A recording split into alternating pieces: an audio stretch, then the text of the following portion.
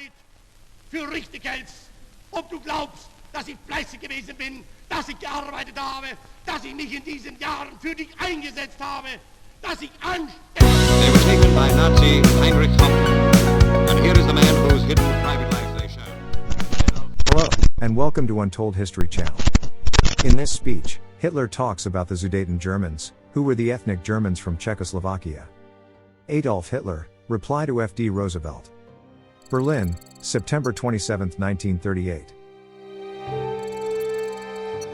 Never before, since Jamestown and Plymouth Rock, has our American civilization been in such danger as now.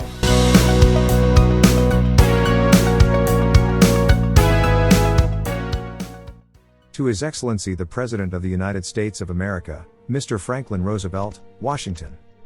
In your telegram received by the on September 26, Your Excellency addressed an appeal to me in the name of the American people, in the interest of the maintenance of peace, not to break off negotiations in the dispute which has arisen in Europe, and to strive for a peaceful, honorable, and constructive settlement of this question.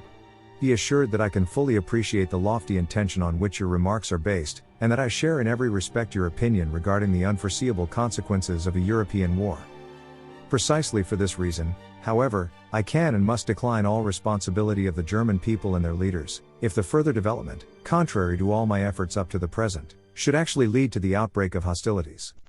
In order to arrive at a fair judgment regarding the Sudeten German problem under discussion, it is indispensable to consider the incidents in which, in the last analysis, the origin of this problem and its dangers had its cause. In 1918 the German people laid down their arms in the firm conviction that, by the conclusion of peace with their enemies at that time, those principles and ideals would be realized which had been solemnly announced by President Wilson, and just as solemnly accepted as binding by all the belligerent powers. Never in history has the confidence of a people been more shamefully betrayed than it was then. The peace conditions imposed on the conquered nations by the treaties concluded in the faubourgs of Paris have fulfilled none of the promises given. Rather they have created in Europe a political regime which made of the conquered nations world pariahs without rights, and which must have been recognized in advance by every discerning person as untenable. One of the points in which the character of the dictates of 1919 was most clearly revealed was the founding of the Czechoslovak state and the establishment of its frontiers without any consideration for history or nationality. The Sudetenland was also included therein, although this area had always been German and although its inhabitants, after the destruction of the Habsburg monarchy, had unanimously declared their desire for Anschluss to the German Reich. Thus the right of self-determination, which had been proclaimed by President Wilson as the most important basis of national life, was simply denied to the Sudeten Germans. But that was not enough. In the treaties of 1919 certain obligations with regard to the German people, which according to the text were far-reaching, were imposed on the Czechoslovak state. These obligations too were disregarded from the first. The League of Nations has completely failed in the task assigned to it of guaranteeing the fulfillment of these obligations. Since then the Sudetenland has been engaged in the severest struggle for the maintenance of its German character. It was a natural and inevitable development that, after the recovery of strength of the German Reich and after the reunion of Austria with it, the desire of the Sudeten Germans for preservation of their culture and for closer union with Germany increased. Despite the loyal attitude of the Sudeten German party and its leaders, differences with the Czechs became ever stronger. From day to day, it became more evident that the government in Prague was not disposed seriously to consider the most elementary rights of the Sudeten Germans. On the contrary, they attempted by increasingly violent methods to enforce the Czechization of the Sudetenland. It was inevitable that this procedure should lead to ever greater and more serious tension.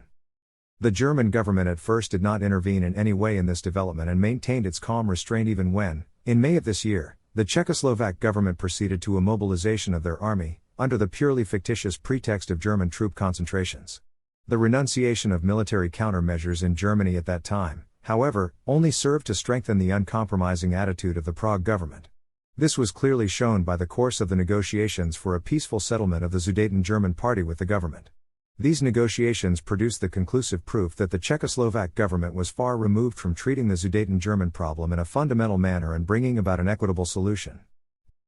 Consequently, conditions in the Czechoslovak state, as is generally known, have in the last few weeks become completely intolerable. Political persecution and economic oppression have plunged the Sudeten Germans into untold misery. To characterize these circumstances it will suffice to refer to the following. We reckon at present 214,000 Sudeten German refugees who had to leave house and home in their ancestral country and flee across the German frontier, because they saw in this the last and only possibility of escaping from the revolting Czech regime of force and bloodiest terror. Countless dead, thousands of wounded, tens of thousands of people detained and imprisoned, and deserted villages, are the accusing witnesses before world opinion of an outbreak of hostilities, and as you in your telegram rightly fear, carried out for a long time by the Prague government, to say nothing of German economic life in the Sudeten German territory systematically destroyed by the Czech government for 20 years, and which already shows all the signs of ruin which you anticipate as the consequence of an outbreak of war. These are the facts which compelled me in my Nuremberg speech of September 13 to state before the whole world that the deprivation of rights of 3 million Germans in Czechoslovakia must cease, and that these people, if they cannot find justice and help by themselves, must receive both from the German Reich. However, to make a last attempt to reach the goal by peaceful means, I made concrete proposals for the solution of the problem in a memorandum delivered to the British Prime Minister on September 23, which in the meantime has been made public. Since the Czechoslovak government had previously declared to the British and French governments that they were already agreed that the Sudeten German settlement area should be separated from the Czechoslovak state and joined to the German Reich, the proposals of the German memorandum aim at nothing else than to bring about a prompt, sure, and equitable fulfillment of that Czechoslovak promise. It is my conviction that you, Mr. President, when you realize the whole development of the Sudeten German problem from its inception to the present day, will recognize that the German government have truly not been lacking either in patience or in a sincere desire for a peaceful understanding. It is not Germany who is to blame for the fact that there is a Sudeten German problem at all and that the present untenable conditions have arisen from it. The terrible fate of the people affected by the problem no longer admits of a further postponement of its solution. The possibilities of arriving at a just settlement by agreement are therefore exhausted with the proposals of the German memorandum. It now rests, not with the German government, but with the Czechoslovak government alone, to decide if they want peace or war. Adolf Hitler. Thank you for watching to the end, and if you could like and subscribe, it would help the channel greatly.